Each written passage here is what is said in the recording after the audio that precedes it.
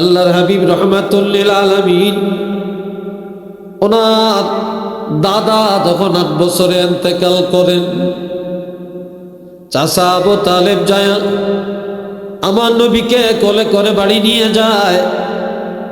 নবীর চাচির নাম ফাতেমা বিনতে আসাদ। নিয়ে বলে, আমার ভাতিজার বাপ নাই, মা নাই, দাদা ছিল, দাদা নাই। আবু তালেব স্ত্রীকে বলে যে আমার ভাতিজাকে তুমি কোলে করে লালন পালন করবা, দিনে আমার কাছে থাকবে, রাত্রে তুমি বুকে নিয়ে ঘুমাবে, আমার ভাতিজা যেন কষ্ট না পায়। ঠিক তাই করেন। আবু তালেব মারা যায়। আবু তালেব মারা যাওয়ার পর চাচি আম্মা কলেমা পড়ে ঈমান গ্রহণ করে। ঈমান গ্রহণ করে নবীরে ডাক দিছে। আমার নবীকে ডেকে বলে, ভাতিজা, এমন একটা আবদার আমি তোমার কাছে করব, যে আবদার আর কারো কাছে কখনো করি না। আমার আবদারটা তুমি রাখবানি। চাচি আম্মা, কি আবদার? বলে, আমার আবদার হলো, আমি যদি তোমার জীবদ্দশায় মারা যাই, তাহলে তুমি আমাকে একটু ঈমানি কলমাটা পড়াইয়া দিবানি। নবী রাজি হলেন। দ্বিতীয় নম্বরের আবদার, আমার জানাজার ইমামতিটা তুমি করবানি। নবী রাজি হয়ে গেলেন। 3 নম্বরের আবদার, আমাকে তুমি কবরে রাখবানি। নবী রাজি হয়ে গেলেন। 4 নম্বরের আবদার, সর্বপ্রথম তোমার হাতে আমাকে মাটি দিবানি। নবী রাজি হয়ে গেলেন। চাচি আম্মা বলে, ভাতিজারে, আরেকটা আবদার তোমার কাছে করতে চাই, এই আবদারটা রাখবা কি রাখবা না চিন্তার মধ্যে আছি।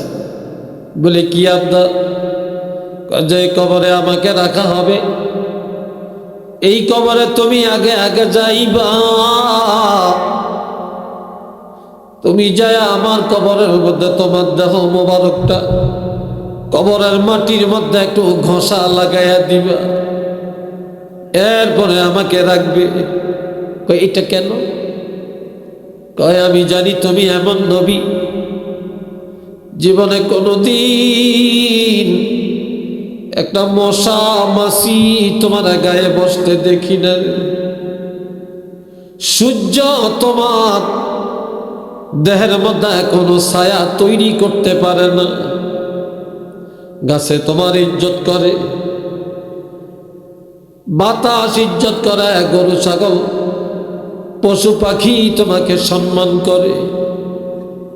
কাজে তুমি যদি আমার কবরের মাটির মধ্যে তোমার দেহ মোবারকটা লাগাইয়া দিতে পারো, সেই কবরটা আমি মনে করি আমার জন্য জান্নাতুল ফেরদাউস হয়ে যাবে। নবীজি চাচি আম্মার ওয়াদা পূর্ণ করলেন, আবদার পুরা করলেন। কবরের পাড়ে দাঁড়ায়া দাঁড়ায়া কাঁদে। সাহাবীরা বলে, ইয়া রাসূলুল্লাহ, এইভাবে আর কারো কবরের পাশে আপনাকে এভাবে কাঁদতে দেখি না। কেন কাঁদে? নবীজি কেঁদে কেঁদে বলে, আমার মা নাই, বাবা নাই, আমার এই চাচি আম্মা আমার কাছে আবদার করে গেছে, এমন আবদার আমি পূর্ণ করতে পারলাম। এই দুনিয়াতে এমন আর কেউ হবে না আমার কাছে এমন আবদারটা করবে। সাহাবীরা সবাই বলে, ইয়া রাসূলুল্লাহ, আমরা চাই আপনি আমাদের মাঝে বেঁচে থাকেন, মরলে জানাজা পড়েন, আমাদের কবরে মাটি দেন, আমাদের জন্য দোয়া করেন। তখন এই নবী সাহাবীদের উদ্দেশ্যে বললেন, আমি রাসূল ঘোষণা দিলাম, কোন আলেমা, তোমরা আলেম হও। একটু মারহাবা কইতেন না? আলহামদুলিল্লাহ বলতেন না? তোমরা আলেম হও। যদি আলেম হতে না পারো, তোমরা ছাত্র হয়ে থাকো, তোমরা ইলম শিখো। যদি এটাও না পারো, আলেমের কথাগুলি শ্রবণ করো। যদি এত সম্ভব না হয়, আলেমকে মহব্বত করো। আলেমদের সাথে দুশমনি করো না, আলেমের সাথে ষড়যন্ত্র করো না, আর আলেমকে কোনো দিনে গালি দিও না। কেননা আমি রাসূল ঘোষণা দিলাম, আমি রহমাতুল লিল আলামিন যখন থাকবো না, আমার অনুপস্থিতিতে সুন্নি আলেমেরা, হক্কানি আলেমেরা যখন এই দায়িত্বটা পালন করবে, ওই কবরটা আমার আল্লাহ জান্নাতের বাগান বানায়া দিবে। আমি আল্লাহ আমার ওই বান্দাকে পবিত্র করার ঘোষণা দিলাম। আমার কাছে আমার এই বান্দারাও পবিত্র, আমার কাছেও আমার এই বান্দাগুলি পবিত্র। বান্দা যখন বলে আলহামদুলিল্লাহ, প্রশংসা আল্লাহর জন্য, প্রশংসার যোগ্য আল্লাহ, বা আল্লাহর জন্যই সকল প্রশংসা, তখন আল্লাহ কি বলেন ফেরেশতাদের কাছে? যে বান্দা আমার প্রশংসা করছে, আমার জন্য প্রশংসা, তখন আল্লাহ বলেন আমার এই বান্দাগুলি আমি আল্লাহর কাছে প্রশংসার যোগ্য। এই কিনে আপনারা সুবহানাল্লাহ কন্যা কা সবাই একসাথে বলেন সুবহানাল্লাহ, মাশাআল্লাহ। আবার তাফসীরে রূহুল মানিতে আল্লামা আলুসী রাহমাতুল্লাহি আলাইহি বলছেন, বান্দা যখন বলে আলহামদুলিল্লাহ, তখন আল্লাহ ফেরেশতার কাছে প্রশংসা করে বলেন হামিদানি আবদি, আমার বান্দারা আমার প্রশংসা করে, আমার বান্দারা আমার প্রশংসা করে। কাজে ও ফেরেশতারা, তোমরা বলছিলে এক সময় আদম সন্তান কি করবে, তোমরাই তো আমার প্রশংসা করো। তখন আজকে দেখো আমার ওই বান্দাগুলি আমার কিভাবে আমার প্রশংসা করতেছে। বান্দা যখন বলে আল্লাহু আকবার, আল্লাহ মহান, আল্লাহ কি? আল্লাহ বড়। আল্লাহ কি বলেন? ফেরেশতারা তোমরা জানা থাকো, আমার যে বান্দারা আমাকে মহান বলেছে, বড় বলেছে, আমার এই বান্দাগুলিও আমি আল্লাহর কাছে বড়, আমি আল্লাহর কাছে বড়। আল্লাহ যদি বান্দার এই প্রশংসা করেন, তাহলে সেই মাঠে, সেই ময়দানে, সেই আমলে আমাদের বখিলি থাকবে কেন? হাজিরিন, বিকাল থেকে আলোচনা শুনে আসছেন। তবে আমাদের দেশে একটা কথা আছে, চাঁদপুরে এরা আস্তে আস্তে দৌড় মারে কোথায়, এই যুবকরা, ব্যাপারটা কি? আমি এই দৌড়াদৌড়ি পছন্দ করি না। যেই তার মনে চায় বসেন অন্তত ঘন্টা খানি, আর যে তার পছন্দ মনে চায় না, আপনি বসলেন কেন? আপনাকে তোষামত করছে কি?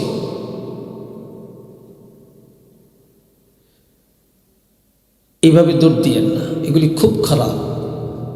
এগুলা মাহফিলের জন্য বিশৃঙ্খলা, খেলাফে আদব।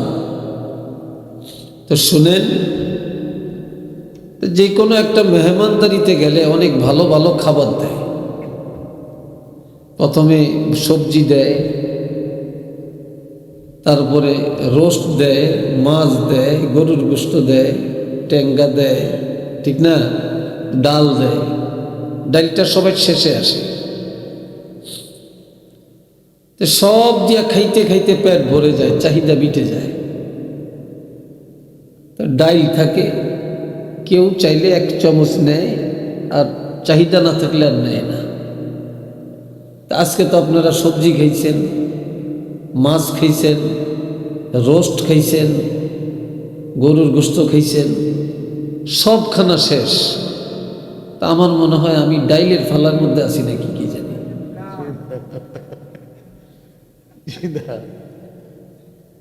ডাইল কেউ খাইতেও পারে, নাও খাইতে পারে, ডাইল ভাতের মধ্যে, ঠিক না? আমি কোরআন শরীফের একটা আয়াত পড়ছি, দোয়া করেন আমি যেন এর উপরে একটু কথা বলতে পারি। তবে আমি জানি না কি কোন কথা নিয়ে, কে কোন বিষয় নিয়ে আলোচনা করছে, আমি তো শুনি না। হযরত ইব্রাহিম আলাইহিস সালাম, আল্লাহ ওনাকে অনেকগুলো পরীক্ষা করছেন, তার মধ্যে 3টা পরীক্ষা ছিল উল্লেখযোগ্য। একটা পরীক্ষা ছিল নমরুদের অগ্নিকুণ্ডলিতে ফেলে আল্লাহ পরীক্ষা করছেন। দ্বিতীয় পরীক্ষাটা ছিল যে হযরত ইব্রাহিম খলিলুল্লাহকে বাইতুল্লাহ নির্মাণের অর্ডার দিয়েছেন। বাইতুল্লাহ নির্মাণের অর্ডার করছেন। আর হযরত ইব্রাহিম আলাইহিস সালামের প্রথম পরীক্ষাটি হলো অগ্নিকুণ্ডলী, আর দ্বিতীয় পরীক্ষাটা ছিল বাইতুল্লাহ নির্মাণ। বলেন, বাইতুল্লাহ নির্মাণের অর্ডার দিছেন, বাইতুল্লাহ নির্মাণ করছেন, দোয়া করছেন, 2 রাকাত নামাজ পড়ছেন। তো এখানে তিনি একটা দোয়া করছেন অনেক লম্বা চূড়া। তার একটা অংশ হলো রব্বানা ওয়াবআস ফীহিম রাসূলাম মিনহুম। আল্লাহর কাছে বললেন, আল্লাহ তোমার হাবিব রহমাতুল্লিল আলামিনকে তুমি কোথায় পাঠাবে, কার ঘরে পাঠাবে তুমিই ভালো জানো। তবে আমি দাবি করলাম, আমি আবদার করলাম, তোমার হাবিবকে রহমাতুল্লিল আলামিনকে আমার সন্তানদের মধ্য থেকে আমার বংশে পাঠাইয়া দিয়া আমার বংশটাকে নুরানি করে দেন, ভাগ্যবান করে দেন। তবে আল্লাহ নবীকে যে পাঠাবেন, আমি বেশি কিছু চাই না, নবীর মধ্যে যেন 4টা গুণ থাকে। বলেন কয়টা? আরো জোরে বলেন কয়টা? আপনারা কেউ কেউ মাথা নিচু করছেন, মাথা নিচু করবেন না, আমার দিকে চাবেন, সব আমার দিকে তাকিয়ে কথা শুনবেন। আর আমি আবার বেশি ঘনও কই না, বেশি চিল্লাইও না, একটু আস্তে ধীরে কথা বলি। এলে পছন্দ করেন কি করেন না জানি না। তো তিনি বললেন 4টা গুণ দিয়ে না। আমার নবীর গুণ তো 4টা না, যার গুণের কোনো শেষ নাই, তুলনা নাই, কিন্তু ইব্রাহিম নবী চাইলেন মাত্র 4টা। 1 নম্বর, ইয়াতলু আলাইহিম আয়াতিকা, আল্লাহ যিনি আপনার কোরআন তেলাওয়াত করে মানুষকে শোনাবেন। যেই নবীর প্রথম গুণটা হবে কোরআন তেলাওয়াতের গুণ। কিসের গুণ বলেন? আরেকটু জোরে বলেন। আপনারা এখানে যারা আছেন সবাই কি তেলাওয়াত করতে পারেন? বলেন, পারেন? সবাই মনে হয় পারেন না। আপনি যত বড় কিছু হন না কেন, যত টাকার মালিক হন না কেন, যত শিক্ষিত হন না কেন, যত বড় নেতা হন না কেন, আপনার উপরে নামাজ পড়া ফরজ। এই জন্য আপনাকে কোরআন তেলাওয়াত সহিভাবে জানাও ফরজ। কি বলেন, ঠিক না? এটা ফরজ। আমার প্রাণের নবীজি রহমাতুল লিল আলামিন নফল ইবাদতের মধ্যে সর্বোত্তম ইবাদত ছিল তেলাওয়াতের ইবাদত। এই জন্য নবী বলছেন আফজালুল ইবাদতি তেলাওয়াতিল কোরআন। নফল ইবাদতের মধ্যে সর্বোত্তম ইবাদত হলো কোরআন তেলাওয়াত করা। আমার নবী এই তেলাওয়াতটা কিভাবে করতেন? আল্লাহ হযরত দাউদ আলাইহিস সালাম এত শ্রুতি মধুর আওয়াজ ছিল, জাবর কিতাব তেলাওয়াত করতেন। সমুদ্রের মাছগুলো লাফায়া লাফায়া সামনে চলে আসতো, পাখিরা গোত্তা মেরে সামনে পড়ে গড়াগড়ি করত। আর আমার নবী যখন কোরআন তেলাওয়াত করতেন, পাখিরা চারিদিকে তাওয়াফ করত। পশু পাখি হরিণ বাঘ ভাল্লুকগুলি মাথা নত করে এসে চারিদিক দিয়ে দাঁড়ায়া কান লাগাইয়া শুনত। সূর্য তার জায়গায় দাঁড়াইয়া যাইত, চন্দ্র তার জায়গায় দাঁড়াইয়া যাইত, বাতাস বন্ধ হয়ে যাইত, গাছের পাতা নড়া বন্ধ হয়ে যায়, পানির ঢেউ বন্ধ হয়ে যায়। সারাটা পৃথিবী কান লাগায়া নবীর তেলাওয়াত শুনতে চায়।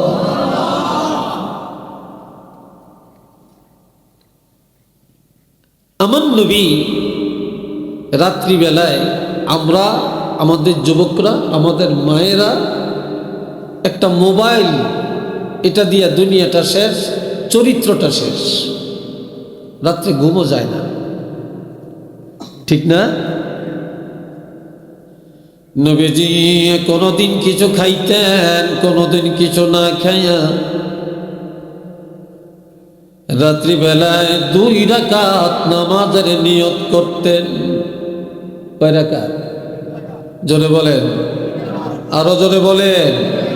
2 রাকাত। এই 2 রাকাত নামাজের মধ্যে সারা রাত দাঁড়ায়া দাঁড়ায়া 30 পারা কোরআন খতম করে দিতে। নামাজ হলো 2 রাকাত আর কোরআন হলো 30 পারা। এই 2 রাকাত নামাজে নবী 30 পারা কোরআন খতম করতেন। কোরআন তেলাওয়াত শেষ, ফজরের আজান শুনে যেত। আর এখন মোবাইল দেখা শেষ, ফজরের আজান শোনা যায়। কি কথা ঠিক কিনা?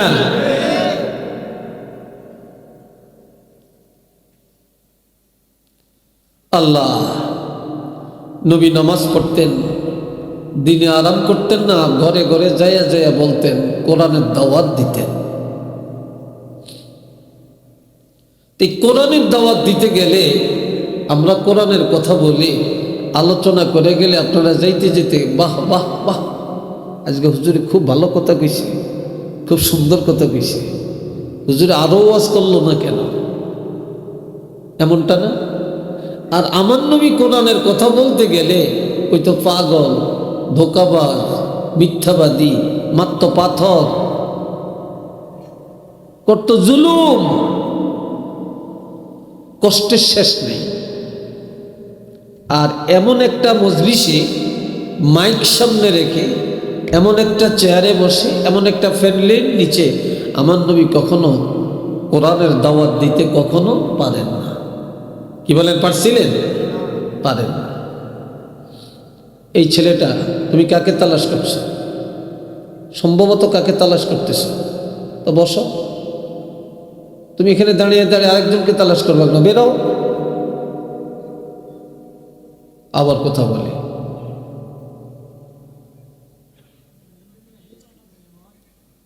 এই ভাইরা রে আমার খেয়াল করেন, নবীর মনে কষ্ট, নবীর মনে কি কষ্ট। তো নবী যে দাওয়াত দিতেছে, একটা মহিলা যে বেজাল লাগাইছে, একটু নাউজুবিল্লাহ জোরে কর। আপনাদের দেশে মহিলারা বেজাল লাগায় কিনা জানি না, একটা বাড়ি বেজাল লাগাইতে, একটা সমাজ নষ্ট করতে, একটা পরিবেশ নষ্ট করতে 10 জন লাগে না, একজনই যথেষ্ট, ঠিক না? আর মহিলারা যত ফিতনা লাগাইতে পারে পুরুষরা এগুলা 10 জনও ভাঙতে পারে না, কষ্ট হয়। আর সবচেয়ে বেশি বেজাল লাগায় আপন বংশের রক্তের মানুষকে, রক্তের মানুষকে। আবু লাহাবের স্ত্রী নবীর চাচী আবু লাহাবের স্ত্রী উম্মে জামিলা মানুষের কাছে যে বলতেছে, মুহাম্মদ তোদের কাছে কি নিয়ে আসছে? এক আল্লাহর কথা বলছে, কোরআনের কথা বলছে, মুহাম্মদ রাসূল এই দাওয়াতটা দিছে। আমি একটা কথা বলি, শোনো, তোমরা মুহাম্মদের কথা শূন্য না আর এই কোরআনের কথা মান্য না, কারণ মুহাম্মদ এমন এক কোরআনের কথা বলে যেই কোরআনে শান্তি বলতে কিছু নেই। আর একটু আওয়াজ দিয়ে বলেন, কি নাই? শান্তি নেই। কেমনে বুঝলা? মুহাম্মদ এই কোরআন পায়া ঘুমায় না, সারা রাত দাঁড়াইয়া দাঁড়াইয়া কোরআন পড়ে, ঘুম যায় না। তোমরা যদি মুহাম্মদের নবী মানো, তোমরা যদি এই কোরআন মানো, জীবনে আর ঘুমাইতে পারবা না, সারা রাত কোরআন পড়ান লাগবে। কাজে এটা শান্তির কোরআন না, এটা অশান্তির কোরআন। এটা নাউজুবিল্লাহ জোরে কর, আর একটু জোরে বলেন। সাইলটা দিছে কেমন দেখেন। এই যুগে অনেক মাদ্রাসায় হুজুররা আপনার পোলাটা, আপনার মাইয়াটা মাদ্রাসা দেন, তারপরে আল্লাহর কোরআন পড়ান, আর কোনো কাম পায় না হুজুরে। আমরা কোথায় পড়াবো না পড়াবো আমরা কম বুঝিনি। মাদ্রাসাত পড়াবো কি এতে? কেজি স্কুল আছে, কিন্ডার গার্ডেন আছে, নার্সারি আছে, ইংলিশ মিডিয়াম পড়াবো, এমনটা আছে না? কি বলেন, আছে না? এমন অনেক আছে। এ ভাইরা রে আমার, আর এই সময় আল্লাহ হাবিবের মনে প্রচন্ড ব্যথা। আমার আল্লাহ জানিয়ে দেন, আপনারা আরেক দিকে চাচ্ছেন কেন? তাহা, হে আমার হাবিব, মা আনজালনা আলাইকাল কুরআন লিতাশকা, আমি আপনাকে কষ্ট দেওয়ার জন্য কোরআন নাজিল করি না, অশান্তির জন্য কোরআন দেই না। সারা রাত দাঁড়িয়ে দাঁড়িয়ে কোরআন পড়বেন এই জন্য দেই না। কিছু সময় আরাম করেন, কিছু সময় ঘুমান, কিছু সময় ইবাদত করেন, আপনারও যেন আরাম হয়। আর যারা মনে করে কোরআনে শান্তি নেই, তারা যেন জানতে পারে, বুঝতে পারে এই কোরআনের মধ্যে শান্তি ছাড়া অশান্তি বলতে কিছু নাই। সুবহানাল্লাহ, জোরে কর। কোরআনে আরাম না বেরাম, শান্তি না অশান্তি? শান্তি। তবে ইল্লা তাযকিরাতাল লিমান ইয়াখশা, এই কোরআনের উপদেশ তাদের জন্য যাদের অন্তরে খাউফে এলাহি আছে, যাদের অন্তরে নবীর মুহাব্বত আছে, যাদের অন্তরে আল্লাহর ভয় আছে, ইমানের মাদ্দা যাদের মধ্যে আছে, তারাই কোরআনের উপদেশ মানিয়ে নিবে। কোরআনের কথা তাদের কাছেই ভালো লাগবে, কোরআনের আমল তারাই করবে, কোরআন তেলাওয়াত তারাই করবে, সবাই করবে না। আমার নবী আরেক দিন কি করছেন? এই কোরআনের দাওয়াত দিতেছে। কেউ কয় পাগল, কেউ মারে পাথর। নবী দাওয়াত দিয়া যায়, নামাজে দাঁড়াইলে পিছন দিক থেকে এসে নবীর গলায় গামছা লাগাইয়া, রশ্মি লাগাইয়া, চিৎ করে মক্কার জমিনে ফালাইয়া নবীর উপর জুলুম করে। একটু চিল্লিয়া কন্যা নাউজুবিল্লাহ। নবী কাঁদে। আসরের নামাজ পড়ছেন, আসর পড়ে বাইতুল্লাহ হেলান দিয়া বসে আছেন। কিছু সময়ের জন্য দাওয়াতি কাজটা বন্ধ করে রাখছেন মনের ব্যথায়। আমার আল্লাহ জানিয়ে দেন,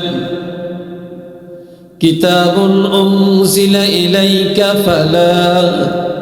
ফালা ইয়াকুন ফি সাদরিকা হারাজুম মিনহু লিতুনজিরা বিহি ওয়া যিকরা লিল মুমিনিন। হাবিব এমন একটা কিতাব আমি আল্লাহ আর কাউকে দেই না, আপনাকেই দেওয়া হলো। এই কোরআন আপনার উপরেই নাজিল করলাম, কোরআন আমি আপনাকেই দিলাম। তবে এই কিতাবের দাওয়াত দেওয়ার ক্ষেত্রে মন ঘাবড়াবেন না, দাওয়াত বন্ধ করবেন না। কে গাল বন্ধ করে, কে পাথর মারে, তারা আপনাকে কি বলে, এটা নিয়ে আপনি মনে কষ্ট নিবেন না। সব নবীরা ইসলাম প্রচারে কষ্ট করেছে, আপনাকেও একটু কষ্ট করা লাগবে। তবে আমি কোনো নবীর হাতে হেদায়েত ছেড়ে দেই না। আপনার দায়িত্ব মানুষকে দাওয়াত দেওয়া, আর হেদায়েতের মালিক হলাম আমি আল্লাহ। হেদায়েতের মালিক কে? জোরে বলেন আল্লাহ। তবে ওয়াজিকরা লিল মুমিনিন, তবে এই কিতাবের উপদেশগুলি সব ঈমানদারের জন্য। এই কিতাবে যা আছে সব ঈমানদারের জন্য আমি সাজাইছি, আর কারোর জন্য না, ঈমানদারদের জন্য। আল্লাহর হাবিব আমার দিকে চান আপনারা, আর কি চাচ্ছেন কেন? আল্লাহর হাবিব এই কোরআন তেলাওয়াত, ইব্রাহিম নবী দোয়া করছেন যে আল্লাহ নবীর প্রথম গুণটা যেন হয় তেলাওয়াতের গুণ। আল্লাহ রাসূল বলছেন, তোমরা প্রতিদিন সকালবেলায় ঘুম থেকে জেগে আল্লাহর সাথে কথা বলো, রাত্রে যখন ঘুমাতে যাবে আল্লাহর সাথে কথা বলে ঘুমাও। এখন এটা কি? আল্লাহর সাথে কথা বলবেন, এটা কি? এটা কোরআন তেলাওয়াত। জোরে বলেন, এটা কি? জোরে বলতেন না? এটা কোরআন তেলাওয়াত। এই জন্য আমার নবী বলছেন, قال رسول الله صلى الله عليه وسلم لا تجعلوا بيوتكم مقابر। আরেক হাদিস আছে, لا تجعلوا بيوتكم قبورا। ঈমানদারেরা তোমাদের ঘর কবর বানাইও না, তোমাদের মুসলমানের ঘর কবর বানাইও না। এখন ঘর কবর বানাইও না মানে কবরের মধ্যে নামাজ নাই, কবরে কোরআন তেলাওয়াত নাই, কবরে জিকির আজকার নাই, এক কথায় কবরে কোনো ইবাদত নাই। তে যে ঘরে ইবাদত নাই, যে ঘরে তেলাওয়াত নাই, যে ঘরে জিকির নাই, এটাও কবর। তোমাদের ঘর কবর বানাইও না। ও মুসলমান, তোমাদের ঘর ইবাদতখানা বানাও, কোরআন তেলাওয়াতের কারখানা বানাও। সকালে কোরআন পড়ো, বিকালে কোরআন পড়ো, তোমরা কোরআন তেলাওয়াতের কারখানা বানাও। কেন? ইন্নাশ শাইতানা ইয়ানফিরু মিনাল বাইতিল্লাযী তাকরাউ ফীহিল কোরআন। যে ঘরে প্রতিদিন কোরআন তেলাওয়াত হবে, আমি রাসূল বললাম ওই ঘর রহমত বরকতে পরিপূর্ণ হয়ে যাবে, শয়তান এখান থেকে দূর হয়ে যাবে। এই ঘর কখনো আর শয়তানে বাসা বাঁধবে না। এই ঘর আল্লাহর রহমতের দ্বারা পূর্ণ হয়ে যাবে। একটু চিল্লিয়া বলেন না সুবহানাল্লাহ। আর একবার বলেন সুবহানাল্লাহ।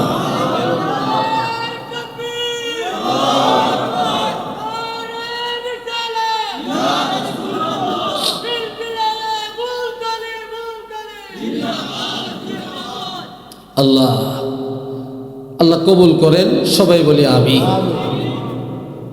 এ ভাইরা রে আমার নবী ইত্তেলাওয়াত রেখে গেছেন। একটা মহিলা ইমাম গাজ্জালী রহমতুল্লাহ আলাইহি, আপনারা আসলে বুঝতে পারছি রাত বেশি হলে আপনাদের মধ্যে বিরক্তি আসে, উদাসীনতা আসে, আর পিছনে আপনারা এত ফাতলা করে বসছেন কেন? লেগে বসেন। আমি পাতলা পুতলা বসা পছন্দ করি না, লেগে বসেন, একদম সুন্দর করে লেগে বসেন, এদিক সেদিক চাবেন না, মাঠ ভরার দরকার নেই, আমার কিসমতে যা আছে তাই থাকবে। এই যুবকরা আসো না কেন? কথা বলছি শোনো না, তোমরা তো ভদ্র ছেলে, আসেন লেগে বসেন। শীতকালে লেগে লেগে বসলে শীত কম লাগে, সুন্দর করে। ওই মুরব্বী একা একা আপনি আসেন, বাবা কষ্ট হইলো একটু সামনে আসেন। এই তোমরা আসো, মাঝখানের ফাঁকাটা পুরা করো যুবকরা। এই ভাইয়েরা আমার খেয়াল করেন, একটা মহিলা একেবারে যুবতী, ইমাম গাজ্জালী মরুভূমির জমিনে হাঁটেন, আসরের নামাজের টাইম হয়েছে, হঠাৎ করে অজুর পানি নাই, অজুও করতে পারেন না, নামাজও পড়তে পারেন না। এমন সময় পর্দার আড়াল থেকে মেয়েটা দেখল, দেখে বলে, আল্লাহর ওলি কি চান? বলে, মা আমি পানি চাই, অজু করব, নামাজ পড়ব। বলে, আমাদের এখানে একটা পুষ্কুনি আছে, পুকুর আছে, দেখেন পানি আছে কিনা। মেয়েটা জানে পুকুরে পানি নাই, তারপরে বললেন গিয়ে দেখেন, কারণ লিয়াতমাইন্না কালবি, তাহলে তিনি বুঝতে পারবে, মনের প্রশান্তি হবে, পুকুরে পানি আছে অথবা নাই তিনি নিজে বুঝতে পারবেন। যে দেখে পানি নাই, ঘরের দরজা এসে ডাক দিয়া বলে, মা পানি তো নাই, পানি তো নাই। হুজুর দাঁড়ান, আপনি যেখানে আছেন এখানে দাঁড়ান, পানি পাবেন। মেয়েটা দৌড়াইয়া গেল, যাইয়া পুকুরের মধ্যে একটু থুতু নিক্ষেপ করলো, সাথে সাথে পুষ্কুনির তলা দিয়া পানির জোয়ার আসতে শুরু করে। মুহূর্তের মধ্যে পুরাটা পুকুর পানিতে ভরে যায়। এই পানি দিয়া ইমাম গাজ্জালী আল্লাহর ওলি ওযু করলেন, নামাজ আদায় করলেন। নামাজ পড়ে ঘরের ধারে এসে কাছে এসে ডাক দিয়ে বলে, মা তুমি কি আমল করো, তোমার জবানে তোমার থুতুর মধ্যে এত বরকত? মেয়েটা বলে, গো আল্লাহর ওলি, আমি তেমন কিছু করতে পারি না, তবে 5টা কাজ আমি ছাড়ি না। কয়টা? এই যুবক ছেলেরা জোরে বলো, কয়টা? 5টা কাজ। 1 নম্বরে, যেদিন আমার বিবাহ হয়েছে, স্বামীর সাথে স্বামীর গাড়িতে করে স্বামীর ঘরে যেদিন আমি ঢুকেছি, সেদিন থেকে কোনোদিন আমি ঘরের বাহিরে যাই না। আর আমাদের মেয়ে ঘরে বাইন্ধ ঘরে রাখা যায় না, কি কথা ঠিক না? বেদেও ঘরে রাখা যায় না। সারা দুনিয়া এখন মেয়েদের দখলে, ঠিক নেই? মেয়েদের দখলে। কোন জায়গা যাবেন, যেখানে যাইবেন সেখানে, যেখানে যাবেন সেখানে এত ভূমিকম্প, এত অশান্তি দুনিয়াতে কেন? এত রোগ কেন? এত মুসিবত কেন?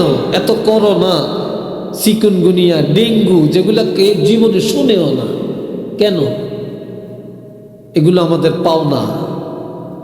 জহরাল ফাসাদু ফিল বাররি ওয়াল বাহরি বিমা কাসাবাত আইদিন নাস, এগুলো সব আমাদের হাতের কামাই, আর কিচ্ছু না।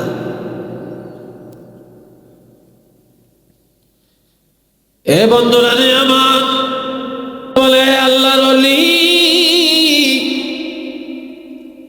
স্বামীর ঘরে যেদিন আমি ঢুকেছি,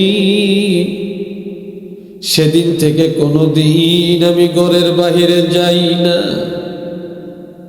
2 নম্বরে, একদিনের জন্য আমার 1 ওয়াক্ত নামাজ কাজা হয় না। 3 নম্বর, একদিনের জন্য আমার কোরআন তেলাওয়াত কাজা হয় না। আমি অবসর টাইমে কোরআন পড়ি। 4 নম্বরে, কোনদিন আমার স্বামীর মনে আমি ব্যথা দেই না। আমি আমার স্বামীকে সবসময় সন্তুষ্ট রাখি। 5 নম্বর, আমি আমার সংসারের কাজ করি হাতে আর পায়ে, আর আমার জবানে সারাক্ষণ আল্লাহর হাবিবের উপরে দুরূদ শরীফ তেলাওয়াত করি। যার যার জন্য আল্লাহ পাক আমার জবানে এই থুতুর মধ্যে আল্লাহ এই বরকতটা দান করছেন। একটু চিল্লিয়ে বলেন মারহাবা, আরেকবার বলেন আলহামদুলিল্লাহ, আরেকবার বলেন সুবহানাল্লাহ। আর আজকাল একটা মেয়ে থুতু ফালাইলে কি হবে? পুষ্কুনির পানি আরো বালারির নষ্ট হয়ে যাবে। কি কথা ঠিক না? ভালোগুলা নষ্ট হয়ে যাবে। ভাই, মোবাইলগুলি একটু সাইলেন্ট করিয়া রাখে। একটু সময়, এই বিরক্তটা ভালো লাগে না, একটু সাইলেন্ট করে রাখে। এ ভাইরা রে আমার, হযরত ইব্রাহিম খলিলুল্লাহ আমার আল্লাহর কাছে বললেন, আল্লাহ, নবীর গুণ জানা হয় 4টা, তার মধ্যে প্রথম গুণটা জানা হয় তেলাওয়াতের গুণ। কিসের গুণ? জোরে বলেন, আরো জোরে কোন? তেলাওয়াত। যে যেখান দিয়া পারেন তেলাওয়াত করবেন, তেলাওয়াত জারি করেন, ঘরে ঘরে তেলাওয়াত চালু করেন। তবে মনে মনে না, আওয়াজ দিয়া পড়বেন, মোহাব্বতে পড়বেন। পড়তে না পারলে একজন ওস্তাদের কাছে যায়া পড়েন, তেলাওয়াত শিখেন।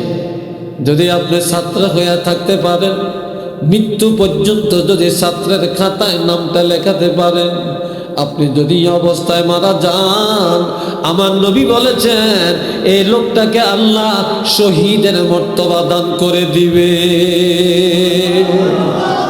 আপনি শহীদ। ওসমান হাদি মারা গেছে,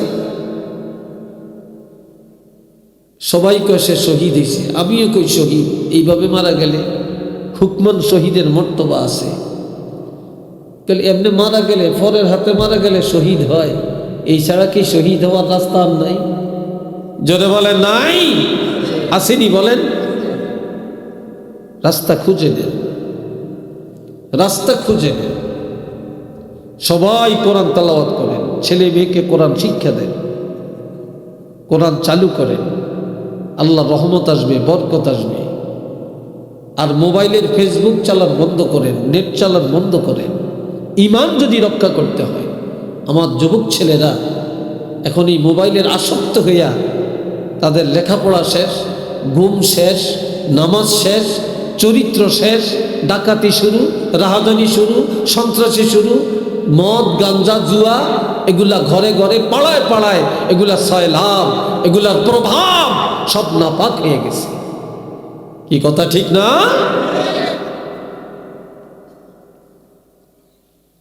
বন্ধুরা রে আমার, একটা যুবক ছেলের কথা শুনেন। আমিরুল মুমিনিন হযরত ওমর ফারুক রাদিয়াল্লাহু যখন খলিফা হলেন, খলিফা, এই সময় মদিনা থেকে 300 মাইল দূরে একটা যুবকের বাড়ি। যুবকটা প্রতিদিন কোরআন তেলাওয়াত করে, 5 ওয়াক্ত নামাজ পড়ে, রাস্তায় হেঁটে হেঁটে কে কোন বিপদে আছে তালাশ করে করে মানুষের উপকার করে, উপকার করে। এই যুবকটা একদিন একটা বুড়া মানুষ তার একটা গোনা হারিয়ে ফেলছে, গোনা হারাইছে, তে গোনা তালাশ করতেছে। যুবকটাকে দেখে বলে, রে যুবক, আমার গোনাটা দেখছো নি? দেখছি অথবা দেখি না। যুবক বলে ফেললো, আমি তো আপনার গোনা পাহারা দেই না, আমি তো আপনার গোনা পাহারা দেই না। তো বুড়াই কয়, আজ গাওয়া সাত কাবস গিয়া কর দে, আজ গাওয়া সাত কাবস গিয়া কর দে, আজ করে সা এক আওয়াজ না আমদে। এ যুবক, এত বাহাদুরি কেন, এত অহংকার কেন? তুমি দেখো না আমি একটা বুড়া মানুষ, আল্লাহ এখনো বাঁচিয়ে রাখছে, আর তুমি গোরস্থানে যে দেখো তোমার মতো কত যুবক কবরে ঘুমাইতে আছে, তার কবরে একটা আওয়াজ নাই, কোনো কথা নাই। তুমি এত অহংকার করো কেন? একদিন তো তুমিও কবরে যাইবা, তোমার সব ক্ষমতা তো মাটি হয়ে যাবে। এবার আবার বলে, যুবক বলো, আমার গোনাটা দেখছো নি? আমি কি চুরি করছি? আমাকে বারবার জিজ্ঞাসা করে, হয়েছে উত্তরটা? এবার বুড়ায় বলে, বেরোদার ভেসে গোরস্তা নজর কুন, হার গাজনা শান দিশা 100 খুন। এ যুবক, দুনিয়ার সব খবর তোমার কাছে আছে, কিন্তু এতিমখানার খবর তোমার কাছে নাই। এতিমখানা কোনটা? বলে, এতিমখানা হলো কবর। এই দুনিয়াতে মা নাই, বাপ নাই, তারা এতিম। কত মানুষের সহযোগিতা করে, এতিমখানায় চাউলের বস্তা দেয়, জামা কাপড় দেয়, লেখাপড়ার খরচ দেয়। কিন্তু এই দুনিয়ার এতিমেরা বিপদ পড়লে কত মানুষ বুকে জড়ে আনে, কিন্তু যারা কবরে চলে গেছে তারা সবচেয়ে বড় এতিম। গোরস্থান সবচেয়ে বড় এতিমখানা। এই কবরের এতিমেরা বিপদে পড়ে, অভাবে পড়ে, যতই কাঁদবে, কেউ যায় তাদের চোখের পানিটা মুছি দিবে না, তাদের ডাকে কেউ সাড়াও দিবে না। দিবে? ওই কথা কয় না, দিবে? দিবে না। তাহলে বাহাদুরি করো কেন? এবার বলো, আমার গোনাটা দেখছো নি? এবার আর কোনো কথা না বলে যুবক রাগের ছোটে বুড়ার গালে এক থাপ্পড় মেরে দিছে। একটু নওয়াজবিল্লাহ জোরে কর, জয়নাটিনে কয় না, আর একটু জোরে বলেন। এইবার বুড়া মানুষ পড়িয়া সাথে সাথে মারা গেছে, সাথে সাথে কি মারা গেছে। এখন যুবকটা চিন্তা করে, আমি এটা করলাম কি? জীবনে এত কোরআন পড়লাম, এত নামাজ পড়লাম, এত মানুষের উপকার করলাম, এত সালাম কালাম করলাম, এত কিছু করার পরে আজকে যে আমি একটু ভুলের কারণে, অহংকারের কারণে আমি বুড়ার গালে থাপ্পড় মারলাম, এত বড় বেয়াদবি করে আমার জীবন বরবাদ করলাম, নিজকে জাহান্নামী বানিয়ে ফেললাম, আমার উপায় কি?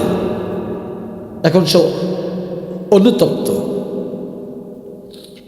আর এ সময় দাঁড়িয়ে রয়েছে, লাশ পাহারা দেয়, ডাকতেছে লাশের মালিককে, ওয়ারিশকে, তোমাদের বাপ মারা গেছে, লাশ গ্রহণ করো। দুইটা ছেলে, এই বুড়ার কয়টা ছেলে? দুইটা ছেলে। খবর পেয়ে দৌড়ে আসছে, এটা থেকে মরা লাশ। ছেলেটা দাঁড়ানো, জিজ্ঞাসা করে, আমাদের বাবাকে মারছে কে? বলে, আমি। সে তো বলতে পারতো আমি মারি না, ঠিক না? সে বলে ফেললো, আমি মারছি। তুমি মারছো? আবারও বলে, কে মারছে? কয় আমি। আবারও জিজ্ঞাসা করে, কে মেরেছে? বলে আমি।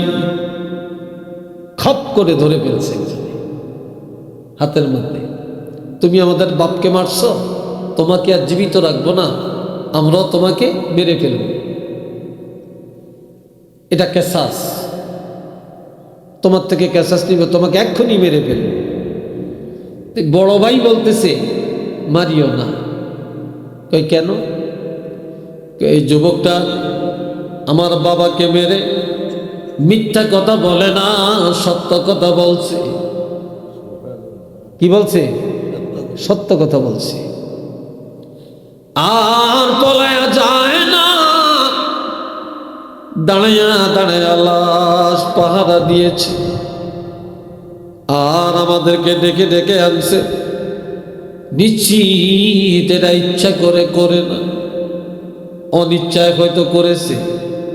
তবে কিছুদিন আগে হযরত ওমর রাষ্ট্রপ্রধানের দায়িত্ব গ্রহণ করেছে। বিচার আমরা করব না, আমিরুল মুমিনিনের কাছে নিয়ে যাব, ওনার কাছে বিচারটা দেব, দেখি হযরত ওমর শরীয়তের বিচার সঠিকভাবে করে কিনা। কন্যা সুবহানাল্লাহ। আমরা হযরত ওমরকে যাচাই করার একটা সুযোগ আছে। তাই এনে হেসরে নিয়ে গেছে। বলে হুজুর, এই ছেলে আমাদের বাপকে মারছে, আমরা থেকে মারতাম, মারি না, আপনার কাছে নিয়ে আসছে, আপনি উচিত বিচার করে দেন। হযরত ওমরে জিজ্ঞাসা করে, এ যুবক, তাদের বাপকে মারছে কে? যুবক বলে আমি মারছি। আবারও বলে কে মেরেছে? বলে আমি। আবারও বলে কে মেরেছে? বলে আমি। 3 বার স্বীকৃতি দেওয়ার পরে হযরত ওমর বলেন, আল্লাহ তুমি শুনেছ, এই যুবক স্বীকৃতি দিয়েছে, আল্লাহ তুমি বড় সাক্ষী। এবার হযরত ওমর বলে, আরে যুবক, তুমি আল্লাহর কোরআনের আইন মানো কিনা? বলে মানি। শাসন মানো কিনা? বলে মানি। যদি তুমি মেনে থাকো, তোমাকেও কতল করা হবে। যুবক বলে, আমি কতল হব, ঠিক আছে, তবে আমাকে একটা ফতুয়া দিতে হবে। বলে কি ফতুয়া? এ আমিরুল মুমিনিন, আমি যদি কতল হয়ে যাই, জানের বদলে জান দিতে চাই, তাহলে আমি যে এত বড় অপরাধ করলাম, আমার এটা আল্লাহ ক্ষমা করবেন কিনা, আমি ক্ষমা পাবো কিনা? হযরত ওমর বললেন, তুমি যদি জানের বিনিময়ে, প্রাণের বিনিময়ে প্রাণটা দিয়ে দাও, তাহলে এটা কাফফারা হয়ে যাবে, গুনাহ মাফের কাফফারা হয়ে যাবে। শুধু এটাই হবে না, তুমি হাসতে হাসতে জান্নাতুল ফেরদাউসে যেতে পারবে। আর একটু জোরে কন্যা রে ভাই। তাহলে আপনার দেরি করিয়েন না, আমার কতলের অর্ডার দেন। বলে আজকে না। কোন দিন? দিনটা ছিল মঙ্গলবার। বলে শুক্রবারে জুমার নামাজের পরে মসজিদে নববীর সামনে হাজার হাজার মানুষের সামনে তোমাকে কতল করা হবে। এই সময় বলে হুজুর, তাহলে আমার একটা আবদার। বলে আবদার কি? আমার বাড়ি 300 মাইল দূরে, আমার বাবা নাই, আছে আমার মা। আমি যদি কতল হয়ে যাই, চিরদিন আমার মা কাঁদবে, খবর তো পাইল না। তবে আমাকে সুযোগ দেন, আমি আমার মায়ের থেকে বিদায় নিয়ে আসি। আর আমার এলাকাতে আমার এক বন্ধু আমার থেকে কয়েকটা টাকা পাওনা আছে, আমি তার ঋণ পরিশোধ করে আসি। একটু সুবহানাল্লাহ কর না রে ভাই। আমি তার ঋণটা পরিশোধ করে আসি। জীবনটা দেওয়ার জন্য চলে আসছে, আমাদের বুঝ হয়ে গেল এই যুবক ইচ্ছা করে কাজটা করে না। আমরা 2 ভাই এই যুবকটাকে ক্ষমা করে দিলাম, মামলা উঠাইয়া নিলাম। শুধু তাই না, এই যুবকের আমরা আমাদের আরেকজন ভাই বানিয়ে নিলাম। আরেকটু জোরে বলেন আল্লাহু আকবার।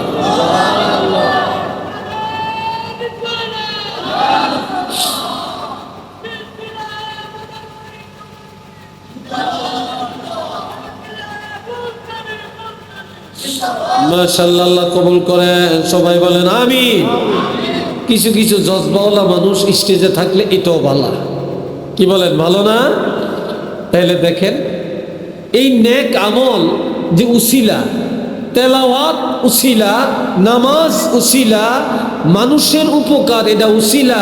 আল্লাহ এই উসিলায় তাকে কিভাবে রক্ষা করছেন, আর একজন আরেকজনের উপকারে এইভাবে আগে আসলে আল্লাহ তাকে হেফাজত করেন। একটু কন্যা সুবহানাল্লাহ। তো বলতেছিলাম, হযরত ইব্রাহিম আলাইহিস সালাম দোয়া করছেন, প্রথম নবীর 4টা গুণ জানা হয়। প্রথম গুণটা জানা হয় তেলাওয়াতের গুণ। সুবহানাল্লাহ বলেন না? কিসের গুণ? এবার 2 নম্বরটা শুনেন, ওয়ায়ুআল্লিমুহুমুল কিতাবা। যে নবীর দ্বিতীয় গুণটা হবে কোরআন শিক্ষা দেওয়ার গুণ, কোরআন তালিম দেওয়ার গুণ। আমার নবী বলছেন, বুইস্তু মুআল্লিমা, আমি শুধু নবী হইয়া আসি না, আমি একজন আদর্শ শিক্ষক হইয়া দুনিয়াতে আসছি। এই দুনিয়াতে যত আলেম আছেন, সকল আলেমের ওস্তাদ হলেন আমার নবী। আর আমার নবীর ওস্তাদ কে? জোরে বলেন কে? আল্লাহ। আমার নবীর ওস্তাদ আল্লাহ। এই জন্য নবী এই দুনিয়াতে কোরআন শিক্ষা দেওয়ার জন্য, কোরআনের তালিম দেওয়ার জন্য নবী আসছেন। ইব্রাহিম খলিলুল্লাহ আল্লাহর কাছে দোয়া করছেন যে আল্লাহ, নবীর দ্বিতীয় গুণটা জানা হয় শিক্ষকতার গুণ, কোরআন শিক্ষা দেওয়ার গুণ, তালিমের গুণ। সুবহানাল্লাহ বলেন। বর্তমান যুগে সব পেশার মূল্য আছে, কিন্তু মক্তবের শিক্ষকের আর কোরআন শিক্ষা যে দেয় এই শিক্ষকের মূল্যায়ন কিন্তু আমাদের সমাজে এতটা নাই। এটা বিশ্বাস হয় আপনাদের? এতটা নাই, এতটা নাই। এ বাপ জানবে আমার, আল্লাহর হাবিব রাহমাতুল লিল আলামিন একদিন আলোচনা করেন। আলোচনা করতে করতে হঠাৎ প্রচন্ড গাম মোবারক এসে যায়। নবীজি এই গামগুলা আমিরুল মুমিনিন হযরত ওমর ফারুক রাদিয়াল্লাহর গায়ে নিক্ষেপ করেন। সাথে সাথে হযরত ওমরের পুরাটা চেহারা পূর্ণিমার চাঁদের মতো আলোকিত হয়ে যায়। সবাই বলে, হুজুর আপনি এটা কেন করলেন? তো আল্লাহ পাক আমাকে এত এলেম দান করেছেন, এখন আমার থেকে কিছু ঘামের আকারে কিছু এলেম আমার থেকে বের হচ্ছে। আমি সেই অতিরিক্ত এলেম হযরত ওমর ফারুক রাদিয়াল্লাহকে দান করলাম। আল্লাহর হাবিব বলেন, ক্বালা রাসূলুল্লাহ সাল্লাল্লাহু আলাইহি ওয়াসাল্লাম, আমার নবী ইরশাদ করবেন, ইন্নামা আনা কাসিমুন ওয়াল্লাহু ইউতি। এলেম আল্লাহ দান করেন, আর আমি রাসূলুল্লাহ ওই এলেমের বন্টনকারী। এলেম দান করেন আল্লাহ, আর বন্টনকারী হলেন আমার নবী। তবে এই দুনিয়াতে যত এলেম, যত আলেমে অর্জন করেছেন, মদিনার থেকে যা বন্টন হয়ে আসছে তাই তিনি অর্জন করতে পেরেছেন। উচ্চ আওয়াজে বলেন না মারহাবা। এলেম বন্টনের দায়িত্ব আমার নবীর হাতে, আর এলেম দান করেন কে? জোরে বলেন কে? আল্লাহ। এই জন্য আমার ভাই, শিক্ষকতার দাম, কোরআন শিক্ষার মর্যাদা যে এত বেশি, আর ওই শিক্ষকের মর্যাদা এত বেশি, আজ আমরা দিতে জানি না। আজ আমরা দিতে জানি না, এটা আমাদের বদনসিব। এই জন্য আল্লাহর হাবিব একদিন বলছেন, ক্বালা রাসূলুল্লাহ সাল্লাল্লাহু আলাইহি ওয়াসাল্লাম, তাআল্লামুল ফারায়েজা ওয়াল কুরআনা ওয়াআল্লিমুন নাসা ফাইন্নী মাকবুল।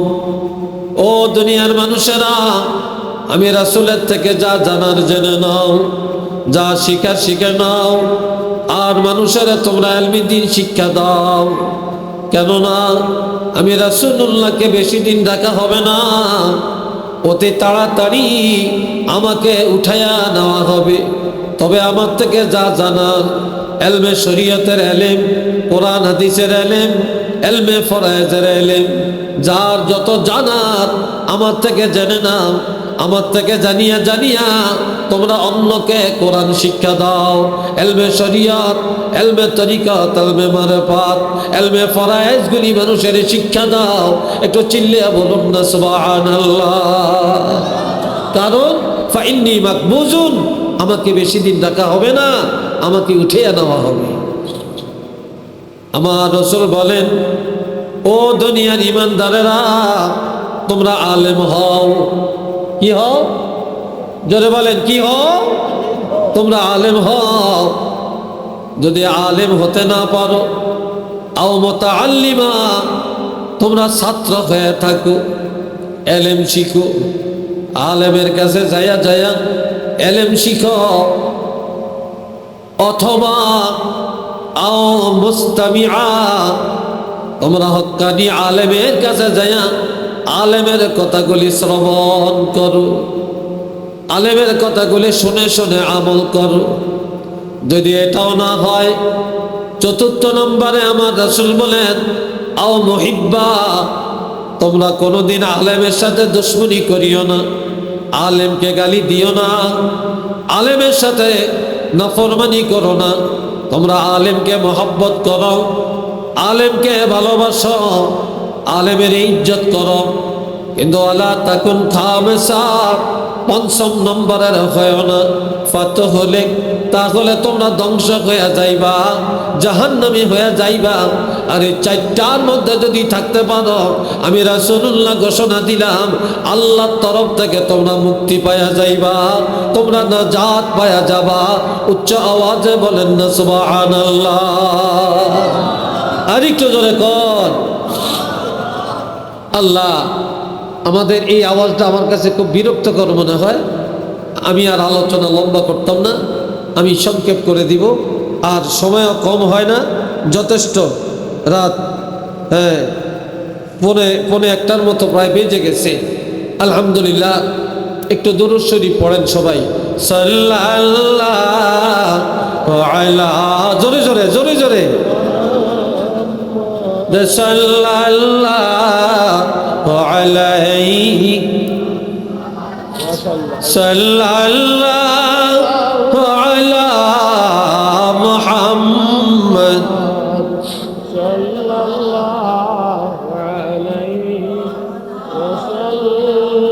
সবাই আওয়াজ দিয়ে বলেন আলহামদুলিল্লাহ।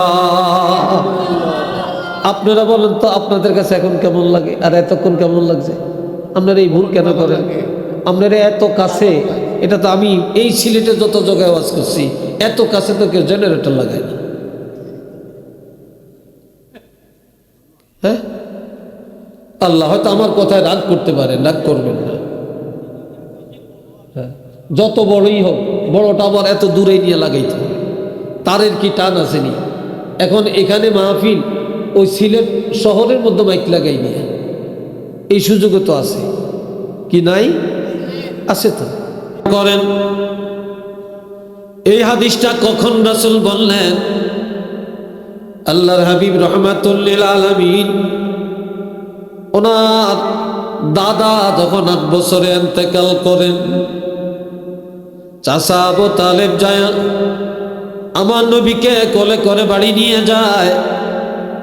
নবীর চাচির নাম ফাতেমা বিনতে আসাদ।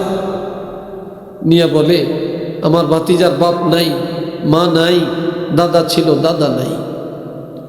আবু তালেব স্ত্রীকে বলে যে আমার ভাতিজাকে তুমি কোলে করে লালন পালন করবা, দিনে আমার কাছে থাকবে, রাত্রে তুমি বুকে নিয়ে ঘুমাবে, আমার ভাতিজা যেন কষ্ট না পায়।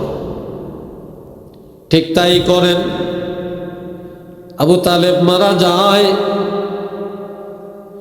আবু তালেব মারা যাওয়ার পর চাচি আম্মা কলেমা পড়ে, ঈমান গ্রহণ করে। ঈমান গ্রহণ করে নবীরে ডাক দিছে। আমার নবীকে ডেকে বলে, ভাতিজা, এমন একটা আবদার আমি তোমার কাছে করব, যে আবদার আর কারো কাছে কখনো করি না। আমার আবদারটা তুমি রাখবানি। চাচি আম্মা, কি আবদার? বলে, আমার আবদার হলো আমি যদি তোমার জীবদ্দশায় মারা যাই তাহলে তুমি আমাকে একটু ইমানি কলমাটা পড়াইয়া দিবানি। নবী রাজি হলেন। দ্বিতীয় নম্বরের আবদান, আমার জানাজার ইমামতিটা তুমি করবানি। নবী রাজি হয়ে গেলেন। তিন নম্বরের আবদান, আমাকে তুমি কবরে রাখবানি। নবী রাজি হয়ে গেলেন। চার নম্বরের আবদান, সর্বপ্রথম তোমার হাতে আমাকে মাটি দিবানি। নবী রাজি হয়ে গেলেন। চাচি আম্মা বলে, বাতিজারে আরেকটা আবদার তোমার কাছে করতে চাই, এই আবদারটা রাখবা কি রাখবা না চিন্তার মধ্যে আছি। বলে কি আবদার? যে কবরে আমাকে রাখা হবে, এই কবরে তুমি আগে আগে যাইবা। তুমি যায় আমার কবরের মধ্যে তোমার দেহ মোবারকটা কবরের মাটির মধ্যে একটু ঘষা লাগাইয়া দিবা, এরপরে আমাকে রাখবে। কয় এটা কেন? কয় আমি জানি তুমি এমন নবী, জীবনে কোনোদিন একটা মশা মাছি তোমার গায়ে বসতে দেখি না। সূর্য তোমার দেহের মধ্যে কোনো ছায়া তৈরি করতে পারে না। গাছে তোমার ইজ্জত করে, বাতাস ইজ্জত করে, গরু ছাগল পশু পাখি তোমাকে সম্মান করে। কাজে তুমি যদি আমার কবরের মাটির মধ্যে তোমার দেহ মোবারকটা লাগাইয়া দিতে পারো, সেই কবরটা আমি মনে করি আমার জন্য জান্নাতুল ফেরদাউস হয়ে যাবে। নবীজি চাচি আম্মার ওয়াদা পূর্ণ করলেন, আবদার পুরা করলেন।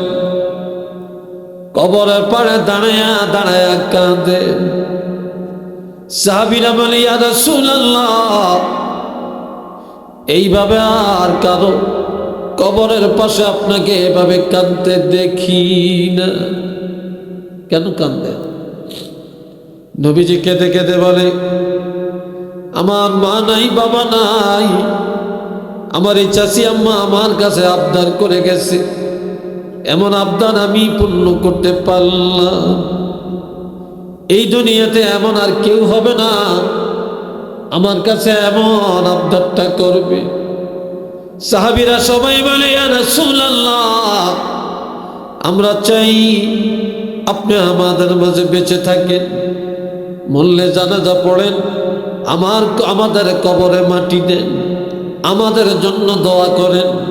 তখন এই নবী সাহাবীদের উদ্দেশ্যে বললেন, আমি রাসূল ঘোষণা দিলাম, কোন আলেমা, তোমরা আলেম হও। একটু মারহাবা কইতেন না? আলহামদুলিল্লাহ বলতেন না? তোমরা আলেম হও। যদি আলেম হতে না পারো, তোমরা ছাত্র হইয়া থাকো, তোমরা ইলম শিখো। যদি এটাও না পারো, আলেমের কথাগুলি শ্রবণ করো। যদি এটা সম্ভব না হয়, আলেমকে মহব্বত করো, আলেমদের সাথে দুশমনি করো না, আলেমের সাথে ষড়যন্ত্র করো না, আর আলেমকে কোনো দিনে গালি দিও না। কেননা আমি রাসূল ঘোষণা দিলাম, আমি রহমাতুল লিল আলামিন যখন থাকবো না, আমার অনুপস্থিতিতে সুন্নি আলেমেরা, হক্কানি আলেমেরা যখন এই দায়িত্বটা পালন করবে, ওই কবরটা আমার আল্লাহ জান্নাতের বাগান বানায়া দিবে।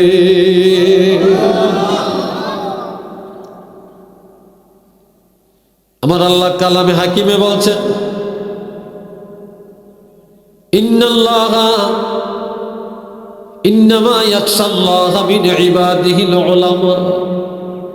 এই দুনিয়াতে মানুষের অভাব নাই, সবাই আমার আল্লাহকে ভয় করে। সবাই বলে আমরা আল্লাহকে ভয় করি, কিন্তু আল্লাহ ঘোষণা দেন না। আল্লাহ শুধু এক দলের ঘোষণা দিলেন যে দুনিয়াতে যত আইটেমের গোলাম, একমাত্র ওলামায়ে কেরামেরা আমি আল্লাহকে যেইভাবে ভয় করতে জানে এইভাবে আর কেউ ভয় করতে জানে না। আলেমরা যেভাবে ইবাদত করতে জানে এমনভাবে আর কেউ করতে জানে না। আলেমরা গুনাহ করলে যেইভাবে তওবা করতে জানে এমন তওবা আর কেউ জানে না। আলেমরা যেভাবে কোরআন পড়তে জানে এইভাবে আর কেউ জানে না। আলেমরা যেভাবে রুকু সেজদা করতে জানে এইভাবে আর কেউ জানে না। আমার বান্দাদের মধ্যে আলেম সম্প্রদায় যারা, তারাই আমি আল্লাহকে ভয় করতে জানে। উচ্চ আওয়াজে বলেন না সুবহানাল্লাহ। আরেকবার বলেন মারহাবা। আলেমদের এত ইজ্জত কেন? আল্লাহ কোরআনের আরেকটা আয়াতে ঘোষণা দিচ্ছেন, ওয়াইজা খাতাবাহুমুল জাহিলুনা ক্বালু সালামা। আজ দুনিয়ায় কিছু কিছু জাহেল আছে, আলেম করে গালি দেয়, মাদ্রাসার ছাত্র করে গালি দেয়, ইমাম সাহেবের গালি দেয়, মুয়াজ্জিনদের গালি দেয়, আবার কিছু কিছু কমিটি মুয়াজ্জিনদের ধমক দেয়, মারতেও যায়। কথা ঠিক কিনা? এরকম আসেনি কিছু কিছু জায়গায়? না আছে না আমার ভাইয়েরা? আবার কত জায়গায় দেখেছি উচিত কথা বললে কোনো না কোনো দলের নেতা আইসা মাইকটা টান দিয়া আলেমের সামনের থেকে নিয়া এরপরে আলেমদের থাপ্পড় উঠায়, ধাক্কায়া স্টেজ থেকে নামিয়ে দেয়। একটু জোরে সোরে কন্যা নাউযুবিল্লাহ। দেখছেন নি আপনারা? এমন ইতিহাস দেখেন না? আল্লাহ কিন্তু কেন আমার আল্লাহ বললেন ওয়াইজা খাতাবাহুমুল জাহিলুনা ক্বালু সালামা। এই আলেমের ইজ্জত আল্লাহ কেন বাড়ালেন? আলেমের সম্মান কেন বাড়ালেন? এই আলেমের ইজ্জত বাড়ানোর কারণ দুনিয়ার সব জাহেলেরা আলেমদের গালমন্দ করে, আলেমদের সমালোচনা করে, আলেমকে গালমন্দ করে, কিন্তু আলেমরা কোনোদিন বদদোয়া করে না। আলেমরা হেদায়েতের দোয়া করে, শান্তির দোয়া করে। আর আলেমরা যখন মুনাজাত দেয় শুধু নিজের জন্য দোয়া করে না, সারা বিশ্বের মোমেন মুসলমানের জন্য দোয়া করে। যারা জাহেল তাদের জন্য দোয়া করে, যারা পক্ষে আর যারা বিপক্ষে সবার জন্য আলেমরা দোয়া করে।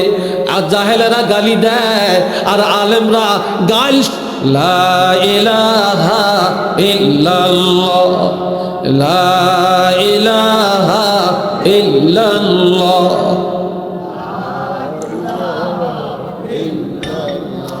জোরে জোরে লা ইলাহা ইল্লাল্লাহ, লা ইলাহা ইল্লাল্লাহ,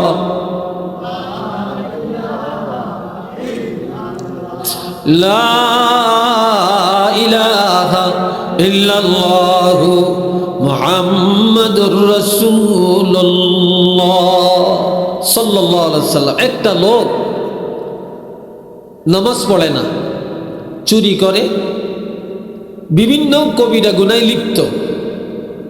এখন এই লোকটা শেষ বয়সে ওই দেখেন ওই দিকে চায়, আমার দিকে চায় না। আর আমি এই কথাটা পাইবেন কি? আর আমরা কি প্রতিদিন এখানে আসব?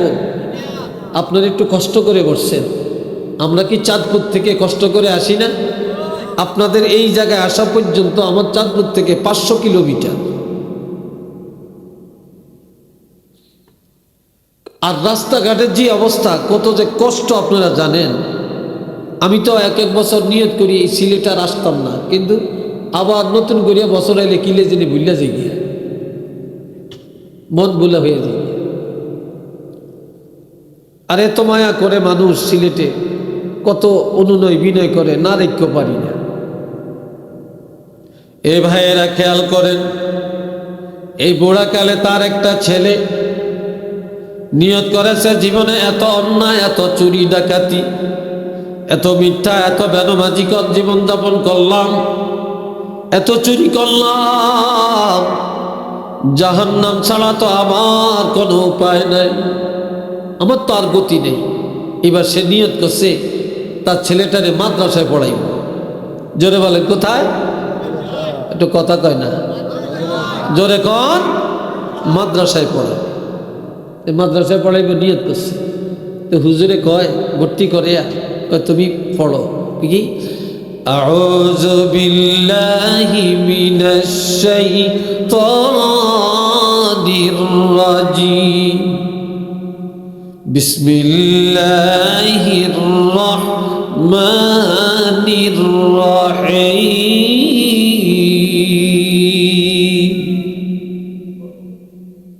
এইদিকে লোকটা তো মারা গেছে। ছেলের ওসিয়ত করিয়া বিবিরে কইছে, এই ছোট্ট বাচ্চাটা এটারে মাদ্রাসা দিও, আমার তো উপায় নাই, এই উসিলাইনি আল্লাহ মাফ করে। এই কথা ওসিয়ত করিয়া সে মারা গেছে। তার বেগম, তার স্ত্রী এই বাচ্চা আস্তে আস্তে যখন বড় হয়েছে মাদ্রাসাত নিয়ে গেছে। তো হুজুরে আউযু বিল্লাহ বিসমিল্লাহ পড়াইছে। তার বাপের কবরে জাহান্নামের আগুন জ্বলতে আছে। নাউজুবিল্লাহ বললেন না? আর একটু জোরে কর, এই আরো জোরে কর। তোমরা জাহান্নামের আযাব বন্ধ করো, জাহান্নামের আযাব বন্ধ করো, বন্ধ করো। আল্লাহ ধমক দিয়ে বলতেছে। যেই লোকটা দুনিয়াতে এত অন্যায় করলো, এত অপরাধ করলো, জাহান্নাম তার জন্য ওয়াজিব। কিন্তু মরণের আগে আগে এমন একটা ওসিয়ত করে আসছে তার স্ত্রীর কাছে, ছেলেটারে যেন আল্লাহর কোরআন শিক্ষা দেয়। কি শিক্ষা দেয়?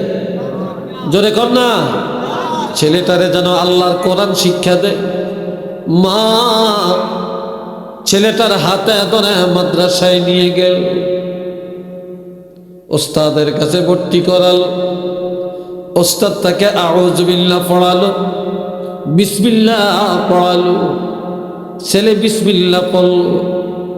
আমার আল্লাহ বলেন, ও ফেরেশতারা, যে জাহান্নামী মরণের আগে আল্লাহর কোরআন শিক্ষা দেওয়ার ওসিয়ত করে আসলো, ছেলে হুজুরের কাছে যে আউযু বিল্লাহ বিসমিল্লাহ পড়ল, আমি আল্লাহ রহমতের দরিয়ায় জোশ মেরে উঠল। ওস্তাদের কাছে বসে বসে ছেলে বিসমিল্লাহ পড়বে, আর তার বাবা জাহান্নামের আগুনে জ্বলবে। আমি আল্লাহটা সহ্য করতে পারি না। এই ছেলের জবানে বিসমিল্লাহ তেলাওয়াত করার কারণে আমি আল্লাহ তার বাবার কবরের আযাব চিরতরে ক্ষমা করে দিলাম।